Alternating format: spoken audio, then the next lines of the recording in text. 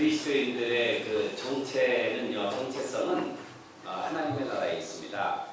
그래서 하나님 나라의 시민이라는 것을 우리가 입으로 고백하고 또 다 알지요.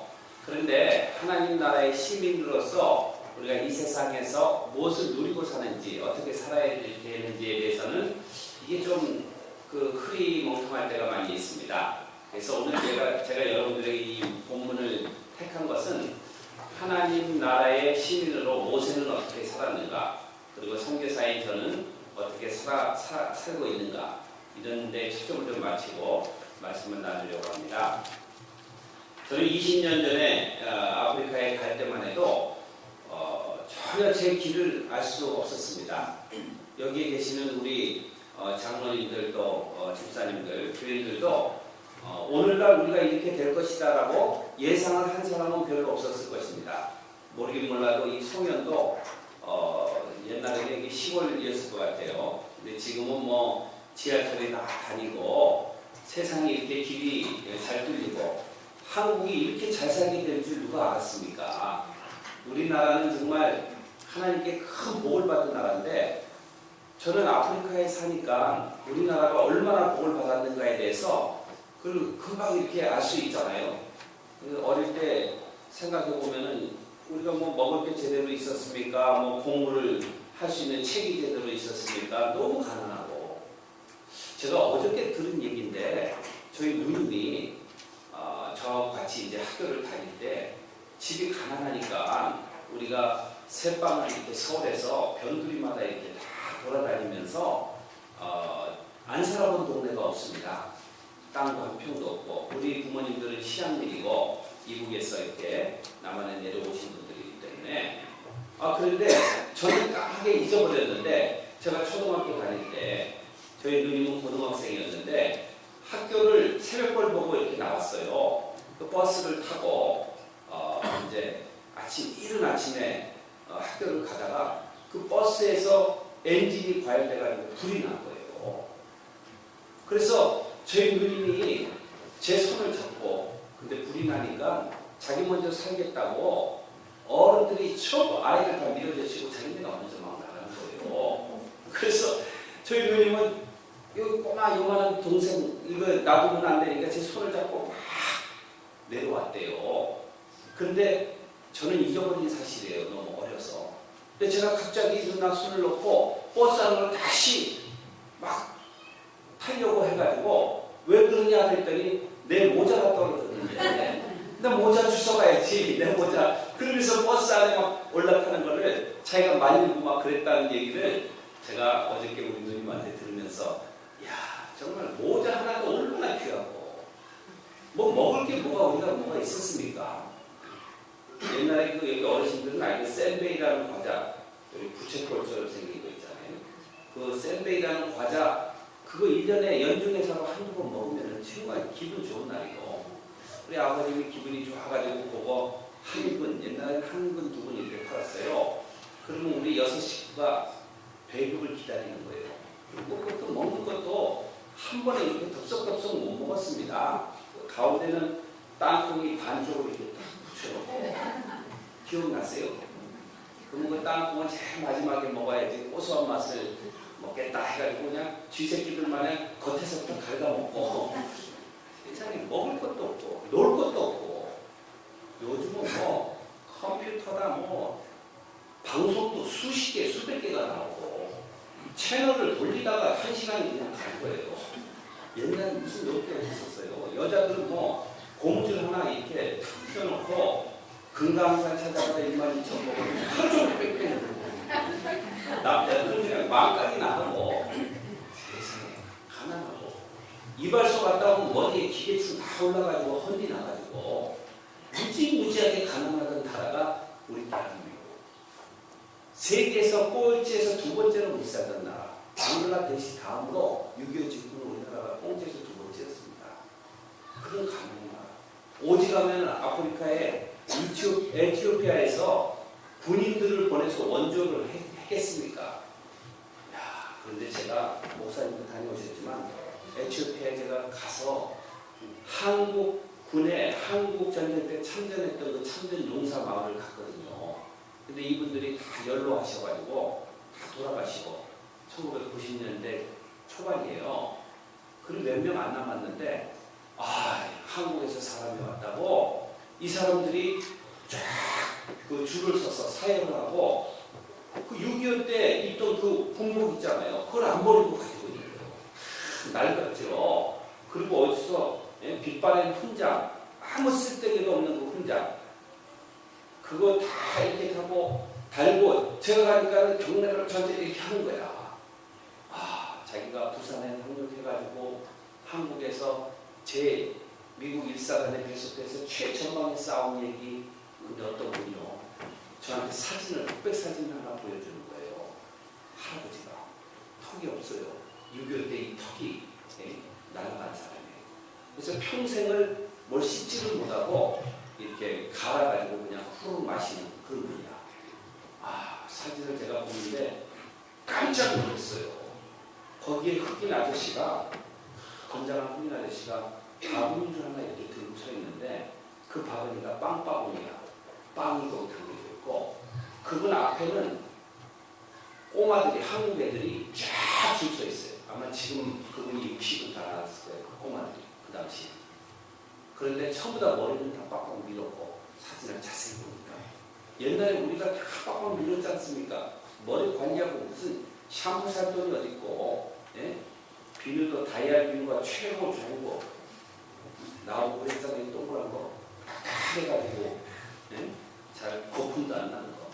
그런데 이분이 이걸 보여주면서 무슨 얘기하냐면 이게 자기가 하는 거야.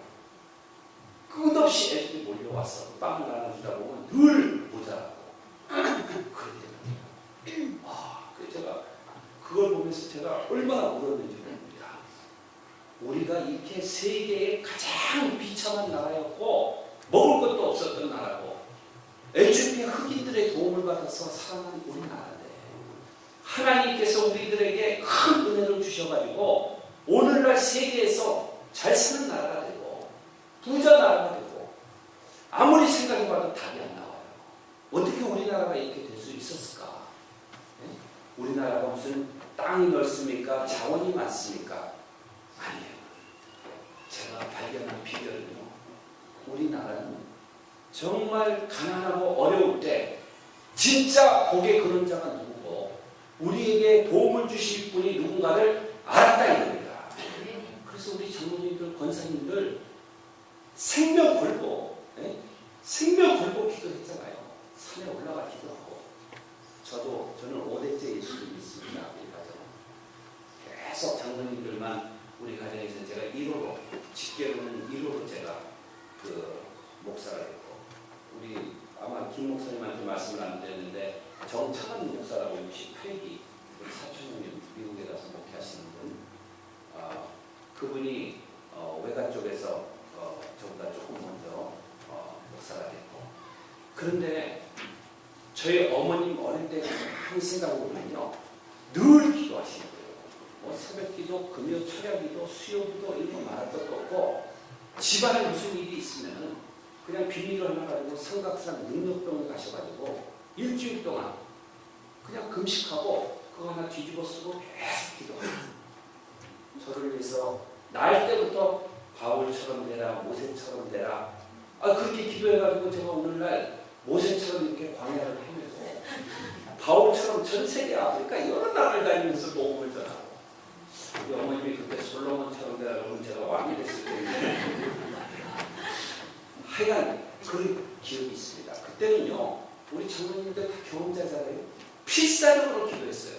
당장 먹을 게 없는데 당장 애들 학교도 없는데 얼마나 가난하고 어려운데, 그런데 그 미천한 그런 환경에서 우리가 기도할 때 하나님께서 우리 기도를 다 듣고 계셨다는 겁니다. 응답해 주셨다는 거예요.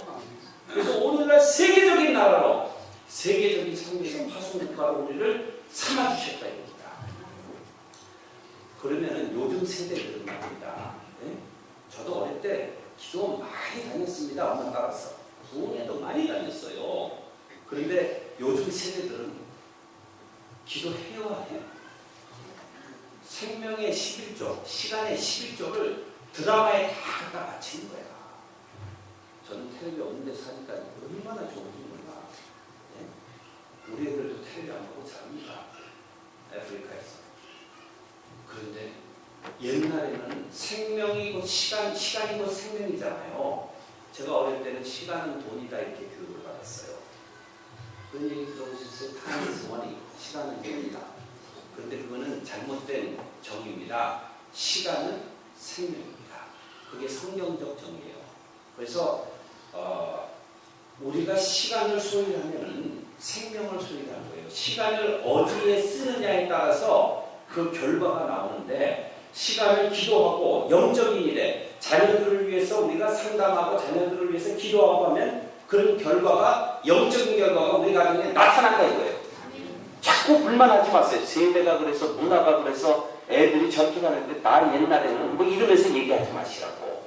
그만큼 여러분들의 생명의 시간을 자녀들에게 영적 훈련을 위해서 그리고 자녀들의 그 건강을 위해서 영적 건강을 위해서 기도하지 않았기 때문에 그런 결과가 나온 것이다 이거예요.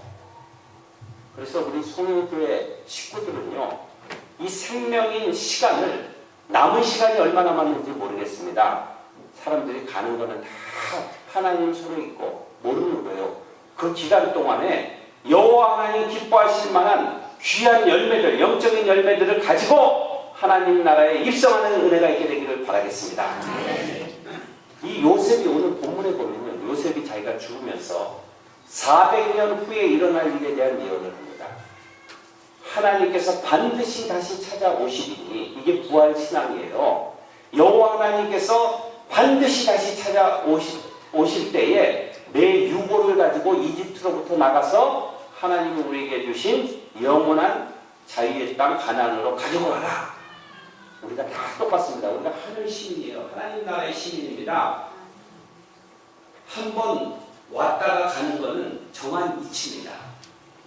제가 예언의 은사는 없지만 아주 정확한 예언을 제가 두 가지를 하는데 잘 들으세요. 네? 모든 사람들에게 다 맞는 예언. 첫 번째 예언은 여러분들은 반드시 죽습니다. 이거는 뭐 거역할 수 없는 인간의 자연 이치죠. 그리고 두 번째 예언은 어떻게 돼요? 여러분들은 반드시 다시 살아납니다. 사망을 사망시키고 사망을 장례하고 예수님께서 다시 오실 그날 우리는 완전한 몸으로 영원히 다시 살아나기 반드시 오셔야 돼요. 그러면은 저는 20년을 아프리카에서 지금 사역을 했고 앞으로 5년 계획이 더 있습니다. 그런 좋은 그런 선교에 하나님이 주신 전인적인 선교 사역에 대한 모델을 만들기 위해서. 그래서 제 선교 사역은 25년 완성. 25년 지난 이후에는 또 다른 하나님께서 선교돼서 일들을 계속 지속하도록 하겠지만 제가 20년을 이렇게 지나면서 하나님께서 저에게 길을 인도하신 것을 보면은 하늘 시민된 저의 길을 인도하신 것을 보면 제 생각대로 제 의지대로 된 게 하나도 없습니다. 아니 우리 장로님들은 어린 시절에 생각하신 대로 의지대로 지금 오늘날 모습이 그런가요? 그렇지 않죠. 잠언 20장 24절에 보면요. 사람의 걸음은 여호와 하나님께서 정하신다. 그렇게 나와 있습니다. 거기서 이야기하는 사람은 중요한 사람, 힘 있는 사람, 히브리 원어로 그런 뜻이에요. 아무리 중요한 사람이고 아무리 힘 있는 사람이라 할지라도 하나님께서 그들을 인도하신다는 것입니다. 우리 하늘 시민인 우리들은 하나님께서 우리의 길을 인도하신다. 우리 뜻대로 우리 의지대로 뭐 해보려고 막 해도 그게 다 뜻대로 되면 다 가부되고 다 부자되고 다 저명인사됐지. 그렇지 않습니다. 저는 아프리카에 가기 전에 7년을 제가 아프리카를 위해서 기도했습니다. 비가 오는 연날 7년 동안을 제가 중보 기도를 하고 선교사 되기로 작정한 거는 제가 16살 그때 고등학교 다닐 때. 그러니까 벌써 한 40여 년 전에 제가 그 선교사로 작정을 하고 마음을 정하고 오늘까지 한 번도 안 변하고 이 길을 달려가는데 서울에서 대학을 공부하고 대학원을 공부하고 그 졸업하는 해에 우리 아내가 임신 8개월째 들어섰습니다. 그런데 저를 후원하는 교회에서 뭐라고 얘기하냐면 아기를 임신하고 아프리카는 병원도 안 좋고 의료환경이 열악하니까 여기서 아기 낳고 가라. 우리가 파송하기로 결정을 했으니 그때까지 생활비도 다 주고 할 테니까 아기를 낳고 가라. 그래서 알았습니다. 감사한 일이죠. 제 모교회고 제가 태어난 교회고 이렇게 배려를 장로님들하고 목사님하고 해주셔서 좋다. 근데 그날 밤에 하나님께서 뭐라고 말씀하시냐면 네가 아프리카 선교사로 헌신했느냐? 그럼요. 아프리카 선교사 헌신했죠. 아프리카를 위해서 제가 이렇게 오랫동안 기도하고 있지 않습니까? 근데 하나님이 뭐라고 하시냐면 그러면은 애기도 아프리카 가서 낳아야 되지 않느냐. 아프리카 사람들도 그 병원 그 환경에서 전부 다 애기 낳고 기르는데 그런 마음을 주시는 거예요. 그래서 제가 정말 그렇게 생각해 보니까 그래요. 그 사람들이 가지고 있는 그 환경을 의료 환경을 또 기후든 모든 환경을 아프리카 선교사가 알아야 되니까 그래서 제가 결정을 하기를 그러면 메인 아프리카를 가서 생산을 하자. 그렇게 우리 제 아내하고 결정을 하고 임신 8개월째 들었을 때 배가 이렇게 남산만해졌는데 아프리카로 갔습니다. 근데 아프리카 가자마자 하나님께서 저희 둘 부부를 어디로 보냈냐면 여러분들 마사이 원주민 마사이 부족 들어보셨어요? 마사이 슈즈, 마사이 신발 유명하잖아요. 이렇게 마사이 신발 신고 걸으면 건강에 좋다, 관절에 좋다 막 그러잖아요. 들어보셨어요? 네. 그 신발 하나가 얼마인지 아세요? 20만 원, 30만 원 막 그러잖아요. 이야, 30만 원 얼마나 큰 돈인데. 근데 그것도 다 장사 속이지. 여기 혹시 마사이 신발 장사하는 사람이 좀 용서하세요. 제가 그 마사이 부족이라 광야에서 3년 살았어요. 근데 마사이 부족은 신발을 안 신잖아요. 마사이 신발이라는 것은 요거 장사꾼들이 하는 얘기야. 그 사람들은 타이어, 오래된 폐타이어를 이렇게 찢어가지고 못으로 박아가지고 그거를 어디 나들이 갈 때 큰일이 있을 때 그거 신고 평상시엔 다 맨발의 청춘들이거든. 하나님께서 저를 킬리만자로 산자락에 있는 그 광야 마을에 저를 딱 보내신 거예요. 도착하자마자 그 다음날 그래서 저는 처음에는 뭐 선교사들은 전부 다 그런 오지 마을에 들어가서 사는 게 당연하다 생각을 하고 기도도 오랫동안 했는데 막상 가서 한 달이 지나고 2달이 지나는데 이건 내가 번지수를 잘못 찾았다. 나는 여기 복음 전하러 오고 새카만 사람들을 새카맣게 모아놓고 말씀도 전하고 그런 생각을 가지고 가가지고 광야에 나가가지고 그렇게 살 줄은 꿈에도 몰랐어요. 옆집 사람이 올이 떨어지고 그 옆집 사람이 심이 떨어지고 유목민이니까 사람 구경하기도 힘들고 새카만 사람 보기도 힘들고 정말 그런데 제가 3년을 그 광야에서 물을 길어 먹으려면요 물 한 번 길어 먹었는데 50km를 운전을 해야 돼요. 운전이라고 길이라고 있나 그래서 17년 된 그 트럭 하나 오래된 거 성교구에서 빌려줘가지고 일주일에 한 번씩만 물을 길었습니다. 그래서 한 드럼통, 옛날 드럼통이라고 그러잖아요. 드럼 거기다 하나 채워놓으면요 우리가 집을 그 광야에다 집을 짓고 선교사들이 몇 명이 살았냐면은 미국에서 온 우리 교포 한 가정 그리고 우리는 이제 가족이 아기를 광야에서 낳는 바람에 4식구가 됐습니다. 아기 하나 데리고 나갔는데 그래서 우리는 제일 큰 방을 주더라고요. 다 단칸방이야. 옆에서 벽이 전부 나무로 이렇게 돼 있어가지고 숨소리까지 다 들리고 코 고는 소리도 다 들리고 그런 방인데 요게 아마 강대상 한 절반 요 정도 사이즈 되는 방을 하나 이렇게 줘서 살고 그 옆에 방에는 또 필리핀에서 온 자매 그 옆에 방은 케냐에서 온 형제 케냐 사람 그래서 그 한 공간에 우리가 이렇게 공동생활하고 병관회를 하고 그렇게 시작하는데 거기에서 물을 한 드럼 길어놓으면은 그거 가지고 일주일을 살아야 돼. 그러니까 저희들이 규칙이 있었습니다. 머리 감을 때는 2컵, 그리고 설거지는 반드시 삼중탕으로 이렇게 마지막에 3번 생기면 끝나는 거예요.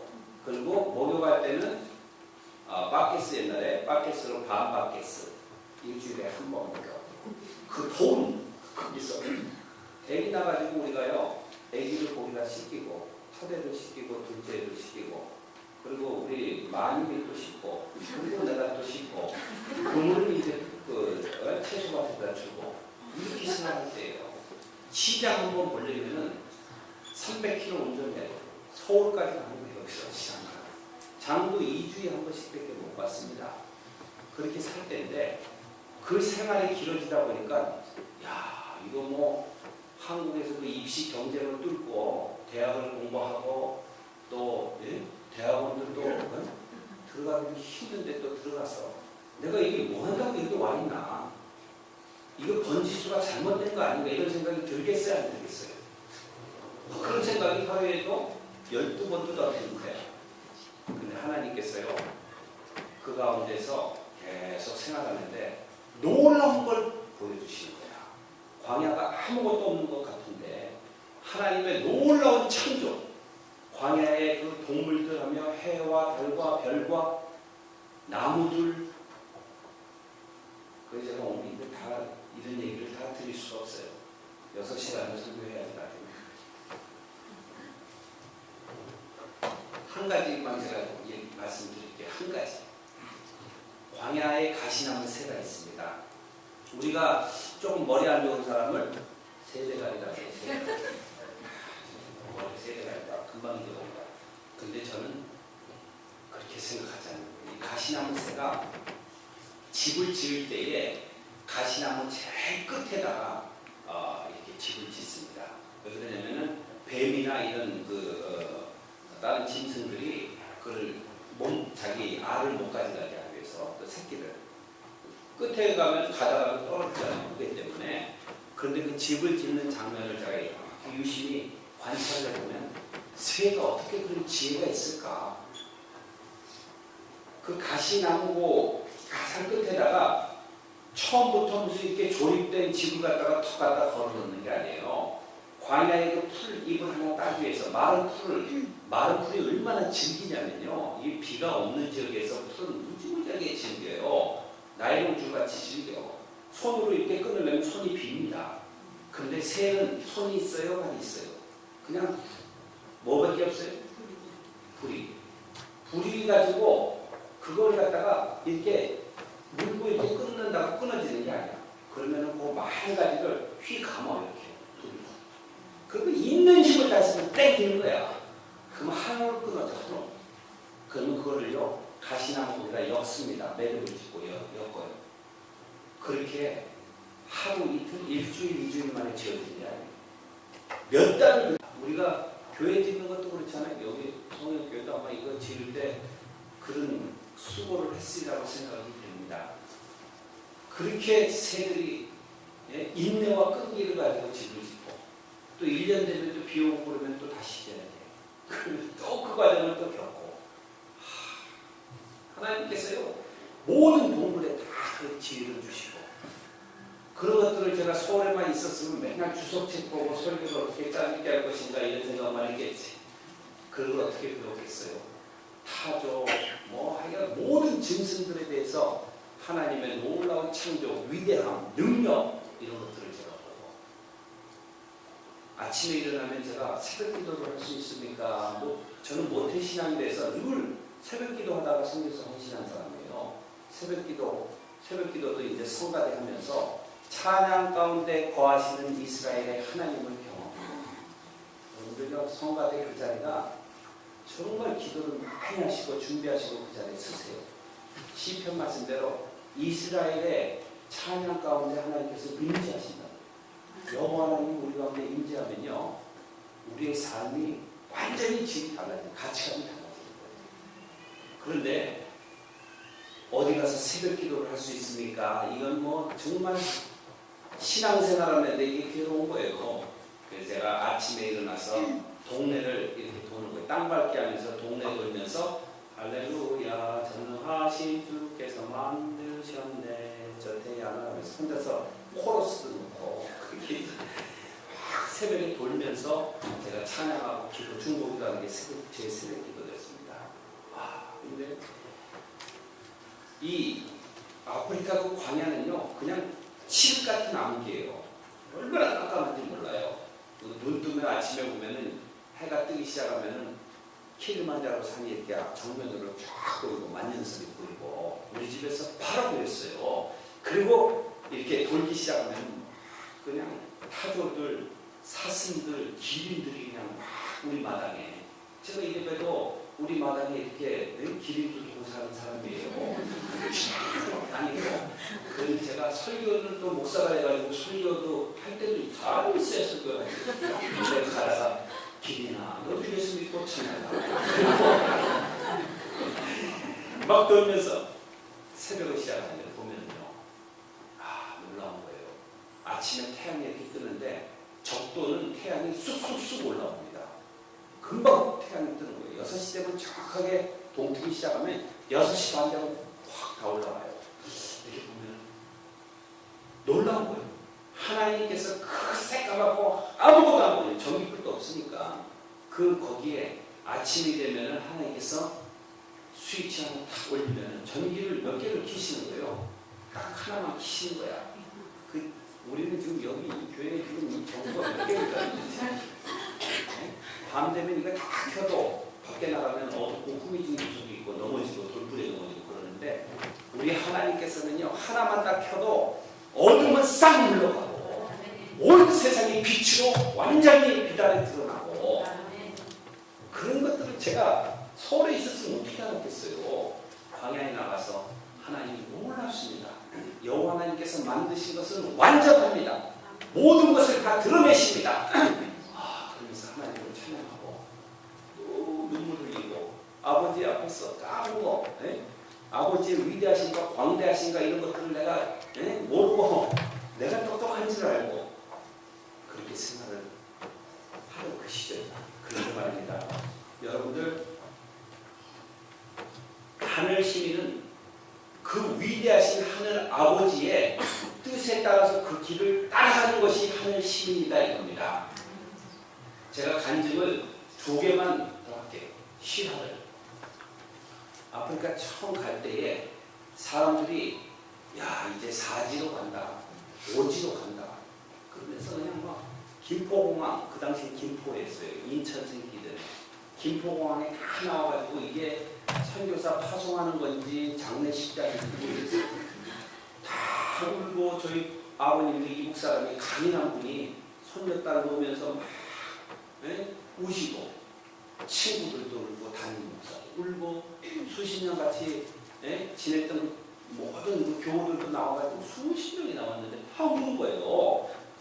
근데 저는 울면 안 되잖아요. 울면 안 되는데 공항에서 이제 막 수송하느라고 바쁘고 이제 보따리 2개 가지고 그 당시는 뭐 컨테이너를 보내고 이런 생각도 안 하고 보따리 2개 딱 가져갔는데 20kg씩 40kg 가져갔는데 절반이 애기 기저귀야. 크네. 기저귀 광고 기저귀 있잖아요. 그게 절반 가방 하나가 기저귀야. 가서 애가 이제 갈아야 되고 또 이제 2번 타자가 또 나오니까 이거 가져가야 되잖아요. 근데 광야에 물 없는 마을에 가서 기저귀 한 번도 못 써봤어요. 그 기저귀 어디서 빨어? 세상에. 한번 치웠다 그러면은 오줌 싸고 이런 거는 계속 놔뒀다가 두고 세상에 그걸 가지고 그냥 끌고 나가는데 사람들이 저한테 막 홍보를 해주는 거야. 야, 이 구조를 먼저 하는 것 같기도 하고. 그래가지고 자그마한 돈이 얼마 저한테 들어왔냐면 11,000달러가 헌금이 들어왔어요. 그 당시에 한 1,000만 원, 그 당시 환율이 1,000만 원 되는 거. 엄청난 돈이야. 그래가지고 저는 그 당시 13만 원 월급 받던 전도사였거든요. 13만 원 월급 받아가지고 11조 내고 11조는 우리 부모님께 드리고 어느 분이 그러더라고. 부모님께 효도하는 것은 내 부모를 효도하면 내가 땅에서 살 때고 장수하리라 그러잖아요. 효도하는 것을 구체적으로 본인은 그렇게 하셨다는 거야. 근데 그게 제가 청년의 때 결혼하는데 제 마음에 꽂혔어. 그렇잖아요. 고르반 하지 말아라. 하나님께 드렸기 때문에 부모에게 드릴 것 없다 하지 말아라.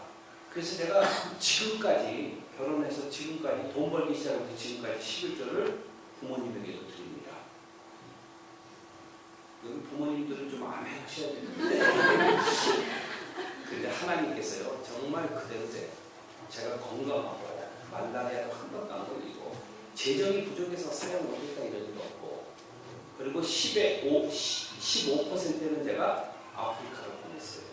그 13만 원 가지고 35% 보내고 주인어금하고 하면 돈이 몇만 원 남았습니다. 그러니 항상 책사돈도 없는 그 신학교 시절을 보냈는데 갑자기 돈이 이게 1,000만 원이 제 주머니에 들어오니 이게 막 어떻겠어요. 그래서 그 주머니에다가 돈을 넣고 달러를 바꿔가지고 비행기 안에서 화장실 갈 때도 이거 잡고 가고 세상에 그거를 가슴이 막 떨리는 거야. 그 돈 가운데는 어떤 분이 치료 사업 해가지고 극빈자들에게 이제 쓰레기 주고 해가지고 돈 주는 거 있잖아요. 그분이 이렇게 10,000원 후금한 것도 있고 그래서 제가 그 재정을 가지고 도착했는데 도착해가지고 하나님께서요 무슨 마음을 주시냐면 우리 선교사들 몇 명이 모여서 기도하는데 중부 아프리카의 부룬디라는 나라가 있어요. 아마 여러분들 들어보지도 못한 나라야. 지금 세계에서 제일 가난한 나라야. 그 나라의 사역을 새로 시작하는데 우리 선임 선교사가 왔다 갔다 하면서 거기에서 이제 사역을 시작하려고 하다 보니까 재정이 필요하잖아요. 이렇게 뭐 공부도 얻어야 되고 그러면서 모여서 기도하자고 그러는 거예요. 그래가지고 기도하니까 기도하는데 하나님께서 자꾸 야 이거 돈 있지 않냐 그렇게 자꾸 말씀하시는 거야. 그래서 여러분들 말입니다. 선교사들이 어디 모여서 기도하자 그러면 그런 데 가지 마세요. 갑자기 하나님이 그런 마음 주시면 어떡해. 기도하는데 하나님께서 네가 나를 의지하느냐 정말 빈손 쥐고 시작하는 걸 테스트하는 거야.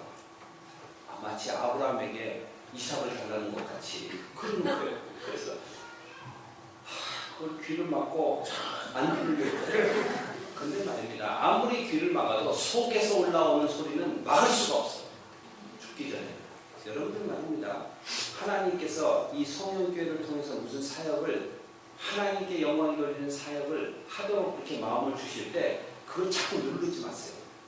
없애려고 하지 마세요. 그거 암이 됩니다. 이게 하나님께 영광이 되고 또 주의 종을 통해서 이렇게 나오는 메시지를 통해서 다른 사람들이 살아나고 성공하고 이런 일이거든 여러분들이 딱 결정을 하셔야 돼요. 제가 버티다가 얘기를 했어요. 알았다. 내 가져온 거 내 엄마 그 돈을 내가 다 정작 헌금을 벌었어. 11,000불 중에서 10,000불을 제가 헌금을 했어요. 이야 좀 놀라는 책임이 있었어요. 그 1,000불이 남았는데 또 기도하세요. 무슨 기도냐면은 자동차가 17년 된 자동차가 정비소에 들어갔는데 그걸 꺼내야 되는데 돈이 없어서 못 꺼내고 있어요. 사람이 나오는 거야. 기도하는데 얼마냐 그랬더니 700불이래. 뭐 기도할 거 있냐? 나 700불 있으니까. 그리고 300불이 남았어. 300불 30만 원 정도 남은 거죠. 300불 가지고 우리가 프라이팬도 사고 살아야 되니까 냄비도 밥도 끓여 먹어야 되니까 냄비도 사고 그래서 선교사역을 시작하는데 여러분들 말입니다. 하늘 시민의 길은 하나님께서 열어주시는데 내가 하늘 시민이다 내가 하늘 시민이다 입술로만 하늘 시민이다라고 얘기한다고 하나님이 길을 열어주시는 게 아닙니다. 하늘 시민은 하나님 우리가 한국 시민이면은 한국의 법을 따르고 대통령과 위정자들이 만드는 법을 따르는 거예요. 하늘 시민은 하늘 아버지께서 만드신 그 법을 따라하는 사람들이 하늘 시민이에요. 그 사람들에게는 길이 열리는데 넓은 길이 열립니다. 하나님께서 큰 길을 열어주시고 하나님께서 생명을 구원하는 길을 열어주시고 가문을 빛나는 길을 열어주신다 이거예요. 근데 정확하게 $10,000 하나님께서 돌려주시는 거야. 어떻게 돌려주시냐면 한번 보세요. 저를 파송한 교회가 강남의 모 교회였는데 이은영 선교사가 아프리카 가서 수고 안 되는데 우리가 자동차를 사줘야 되지 않느냐. 아프리카는 교통수단이 없으니까 대중교통수단에 차 없이는 300km를 걸어가서 뭐 장을 보겠어요? 어떻게 하겠어요? 필요하죠. 그래서 교회 예산을 마음으로 잡아놨어요. 그런데 교회 내에서 장로님들 가운데 몇 분이 야 광야에 저런 오지에 가서 그렇게 산다는데 우리가 좀 더 주자. 그때 몇몇 장로님들은 한 번 정했으면 법대로 해야지 뭘 그걸 더 주냐. 이래가지고 장로님들 사이에 막 말이 오갔는데 누가 이겼을 것 같아요? 네? 더 주자가 이겼어. 근데 더 주자 해가지고 몇 프로 더 주자 되냐면 10% 더 주자 이렇게 된 거야. 그래서 11,000불이 100만 원 더 얹혀가지고 된 거예요. 이게 10,000불에서 11,000불이 된 거야. 그 11,000불이 제가 포기하고 들어간 돈이야. 이야 놀랍지 않아요? 그래서 그 돈을 받아가지고 제가 이게 무슨 차를 사느냐, 이 차를 사느냐, 저 차를 사느냐 그것이 문제거든요. 제 눈에는요 자동차 외에는 들어오는 게 없어. 여러분들 만약에 말이에요 여자분들 무슨 부문을 산다고 해도 그냥 다 리서치 하잖아요. 아모레가 하자고 그냥 일단 모르겠어요. 뭐 미시아가 좋으냐 아모레가 좋으냐 다 여러분들이 보잖아요. 집을 하나 전세해서 옮기는 것도 집 하나고 누가 덜렁 결정해요. 수십 개는 볼 거야. 그러잖아요. 저도 그냥 자동차를 어느 걸 살까 돈도 맞춰야 되고 또 좋아야 되고 저는 제 생각이 막 가득한 거야. 그리고 당뇨에서 준 돈이니까. 그런데 거기에 원주민 마을에 제가 그 보로코를 이렇게 교회를 이렇게 지어놓고 텐트 같은 거 우리가 가서 보로코를 짓기 시작해서 교회를 지고 교회가 뭐 한 절반만 하게 이렇게 지었어요. 뒤에다가 쪽방을 2개 이렇게 내가지고 우리 가족이 거기 같이 살았거든요. 마사이 원주민 소똥집 마을에. 그래도 우리 집이 제일 좋은 집이었어. 그 사람들은 다 소똥으로 집을 주고 사니까 우리는 그래도 똥 냄새는 안 나는데 사니까. 근데 아침이 되면 그 교회당 있는 데로 애들이 새까만 애들이 몰려오는 거야. 동네 애들이 다 오는 거야. 그래서 저희가 유치원을 운영을 했는데 유치원에 공부하려고 학교가 전혀 없어요. 유치원생들이 수영 나고 늙은 애들도 오는 거야. 21살짜리도 오는 거야. 그런데 그런 거예요. 근데 오면 얘네들이요. 동이 트면 그냥 학교 뭐 시간도 없이 그냥 눈 뜨면 그냥 아침 먹을 일도 없고 얘네들은 그냥 오는 거야. 왜 그러냐면 소똥집에 밤새도록 깜깜한 데 있다가 그 보로콜에도 요만한 교회당이라도 있으면은 그 교회당에 가가지고 화나잖아요. 창문도 있고 애들하고 놀고 와가지고는 노래를 부르는 거예요. 항상 오실리길라 요레데 니노라 오레바니 오실리길라 요세바 니노라 오레바니 붐붐 자기들이 이게 딱 코러스예요. 그 노래를 하면서 그냥 펄쩍펄쩍 뛰어. 그 부족은 춤추는 게 뛰는 거예요. 하늘로 높이 뛸수록 잘 추는 춤이야.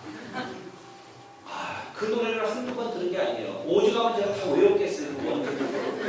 이 노래는요 대한민국의 저백개는 못 부릅니다. 제가 틀려도 여러분들이 지적도 할 수도 없어. 원주민 오지 마을에 그러면서 그 노래를 부르는데 그 뜻이 뭐냐면 주님 당신밖에는 없습니다. 당신밖에는 없습니다. 당신이 우리의 구주십니다. 그런 노래야. 근데 그 노래를 많이 들었는데 그날은 유난히 그 노래가 자꾸 크게 들리는 거예요. 그래서 살살 불길한 마음이 생긴 거야. 하나님께서 불길한 마음을 어떤 마음을 주시냐면 저희들이 지금 교실이 없어가지고 나무 밑에 저렇게 공부하는데 이걸 뭘 좀 해야 되지 않나. 제가 돈 있는 건 어떻게 그렇게 좋아하지? 그래서 제가 그림을 또 안 해보려고 어떻게 저라고. 이건 당회의 결정인데 총회의 결정인데 당회에서 결정한 건데 이게 하나님께서 계속 말씀하시는 거예요. 제가 하나님 안 사면 될 거 아니냐. 안 사면 될 거 아니냐. 그리고 제가요 그거 가지고 교실을 내게 쳤어요. 그리고 교실을 내게 쳤어요. 그러고 난 다음에 하나님께서 그걸 또 주셨을까요? 안 주셨을까요? 제가 미국 이태리 여러 나라 가서 이 질문을 꼭 하면 다 주셨다라고 대답을 해.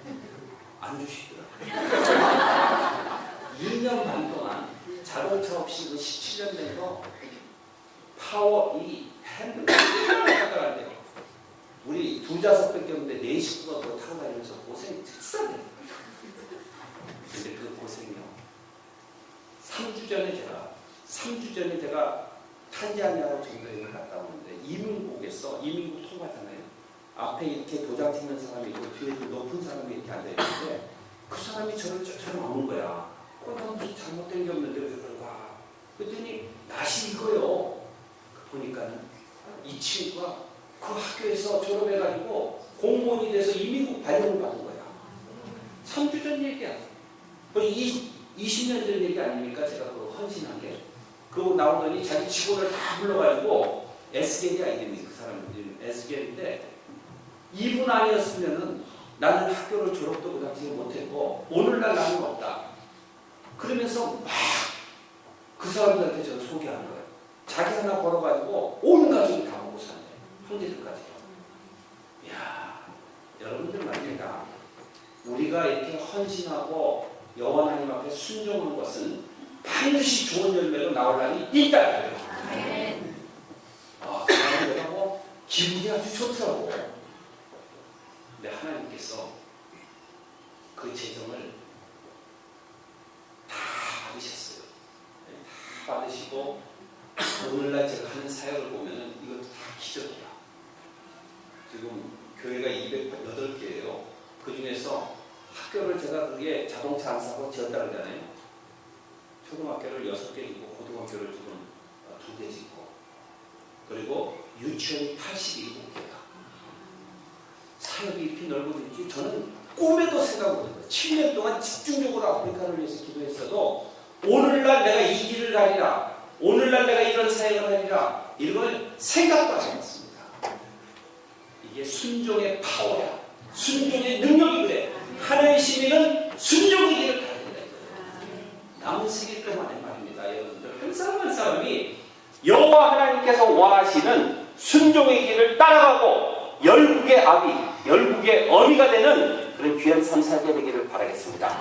우리 소년 중앙교회도 뭐 하실 일도 많고 써야 될 것도 많고 하지만은 하나님께서 원하시는 생명 살리는 일, 남을 성공시키는 일에 여러분들이 귀히 쓰임받는 교회 되기를 바라겠습니다. 모세는 말입니다.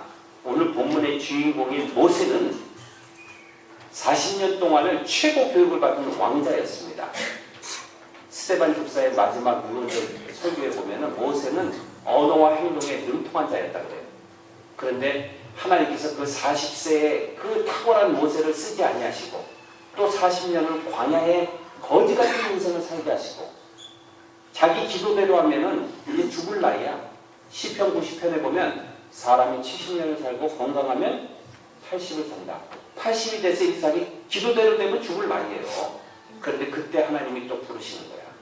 인간적으로는 완전히 힘이 없고 관절염에다가 뭐 여기저기 다 몸이 고장나는데 내가 지금 어디 이집트 가서 일하겠습니까? 그런데 하나님께서 그건 너 상태고 네가 어떤 상태에 있든지 아무리 유약하고 병약한 상태에 있더라도 나에게 순종만 하면 나의 능력을 통해서 일하리라. 그래서 기적을 막 일으키시잖아요. 모세를 통해서. 이게 다 말씀 못 드리고 제가 5분 안에 끝내야 되니까 순종하는 사람들, 하나님께 순종의 길을 가기로 작정한 사람에게는 첫 번째로 하나님의 거룩한 인도하심이 있습니다. 하나님께서 홍해의 바닷길을 내십니다. 광야 길을 내시는 거예요. 하나님께서 다 막혀 보이고 이제 나는 내 인생에는 희망이 없다. 나는 죽어야 된다. 자살해야 되겠다. 요즘 뭐 자살이 유행이야. 그런 사람에게도 길을 여시는 거예요. 하나님의 거룩한 인도하심이 하늘 시민에게 순종하는 자에게는 반드시 따를 것입니다. 두 번째로 하나님의 거룩한 보호하심이 있습니다. 제가 20년 동안 전쟁터, 소말리아, 루안다 세상에 험한 데는 다 다녀봤어요. 하루에 일주일에 비행기를 2번씩 타고 구호 사역을 하고 다녔는데 뭐 소말리아 모가디슈에서 이 생명의 위기를 처할 것도 있고, 예? 이 외국 사람들 막 돌 던져 죽인다는 찰나에 또 구원받는 역사도 있고 별일을 다 다녔는데 여호와 하나님께서 쓰시는 사람들, 하늘 시민들, 하나님께 순종하는 사람은 하나님께서 보호해 주시는 거예요. 아무리 이집트 군대가 아말렉 군대가 쳐부수려고 해도 절대로 이기지 못한다 이겁니다. 여러분들 사방에 우겨싸움을 당하고 사방에 육체적으로 신체적으로 공격을 당하고 질병의 공격을 당하고 재정적으로 사업에 뱅크럽트 해가지고 파산해가지고 어렵고 해도 여러분들 여호와 하나님 앞에 붙어 있으십시오. 하나님께서 반드시 보호해 주시리라고 믿습니다. 구름 기둥과 불 기둥으로 보호하시는 거예요. 진짜 실화가 많습니다. 자연이 막 움직이는 이런 실화들이 많아요. 제가 다 말씀 못 드립니다. 세 번째로 하나님의 거룩한 공급하심이 항상 따를 것입니다. 만나와 메추라기로 하나님께서 이스라엘 백성들을 40년간 먹이셨어요. 만나는요 1인당 한 오멜씩 줬는데 한 오멜은 2.4리터입니다. 2.4kg예요. 2.4kg를 200만 명 되는 이스라엘 백성들에게 날마다 내려주셨어요. 계산을 한번 해보세요. 2.4kg 곱하기 365일 곱하기 40년, 이게 자그만치 얼마인지 아세요? 어느 재정장님이 어느 분이신가요?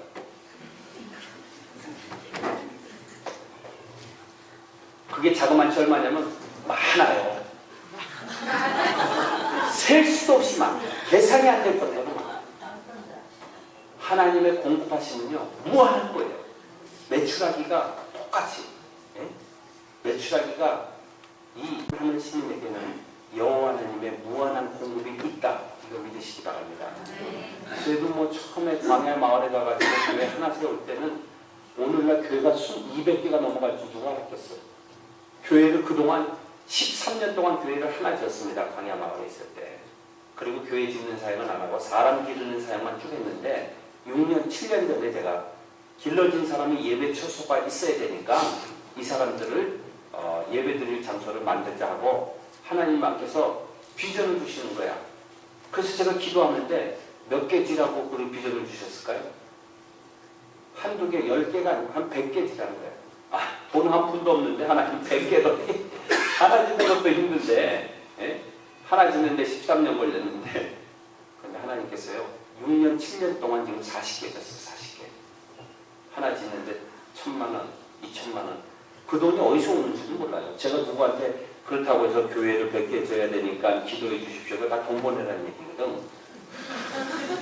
기도 제목이 교회 하나 짓는데 얼마 듭니다. 뭐 아무 교회 어디, 그런 걸 한 번도 썼던 적도 없어요.